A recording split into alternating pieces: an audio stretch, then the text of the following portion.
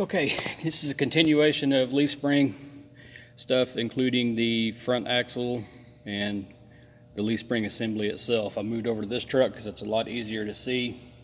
So this is called a U-bolt. There are two of these on every leaf spring assembly. They are installed to secure the axle to the leaf spring assembly. Remember, the leaf spring assembly is doing the holding the axle in place front to back and keeping it from moving. But there's a through bolt right here that comes up from the bottom and holds this stack of leaves together. Okay, now this top piece is not a leaf spring. That's just a bracket that goes over the nut on the through bolt to keep this bracket centered and have little notches here for the U-bolt to install in. You need to check the torque on the bolts on the bottom of these U-bolts. If they look like they've been moving, that's a reason to replace it. And you can't reuse these. They have to have new U-bolts and new nuts every time they're taken off. So you can check the torque on them, but if it's loose, you probably need to figure out why and look for additional damage that could have occurred. Like I said, the through bolt goes through here and holds all these together. So if that through bolt happened to break, these leaves will start moving apart, so the axle will start moving. So that's extremely problematic. So these little clips on the end just help in case one of these broke. It couldn't like turn sideways and maybe make contact with a tire or something like that. So once again, we've got our bolts here. It's going to ask you about a number of leaf springs. So if you look, you can count the number that's in here. So we've got 1, 2, 3, 4, 5, 6 leaf springs. This top one is technically a leaf spring too, but since it's got the eye on each end of it, a lot of times you don't count that in the stack of leaves, basically, because it's the main beam, they call it, and the main beam is the one that controls the location. So a lot of times they don't count that in your stack if it asks you how many's in there. There's criteria as to any crack that can be in this or how much of one of these can be missing. I'm just telling you, most people's not going to take a chance. If there's any damage at all to these springs, cracks, or chunks broken off and missing, they're going to get that fixed and put it out of service. So just remember, when you're doing your inspection stuff, you're going to pry on these and make sure they're not loose, but also remember that look for things that are out of place. Now, students have done this, but I've seen things like this out in industry. Okay.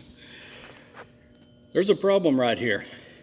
Remember, this leaf spring has to get longer and shorter here on the back as the suspension and the load changes on the truck. So somebody has put these bolts in on both sides backwards.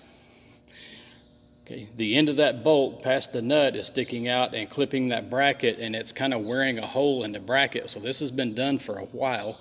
The truck's been moved and driven around that way.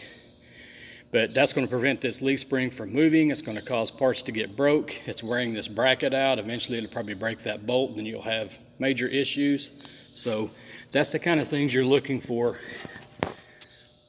And me being a mechanic, as long as I can look at that real quick and say, oh, there's a problem there. You know, some people may overlook it, but you're looking for things that are out of the ordinary. Okay. Now, this is a advice from an old mechanic thing that's been doing this for a long time.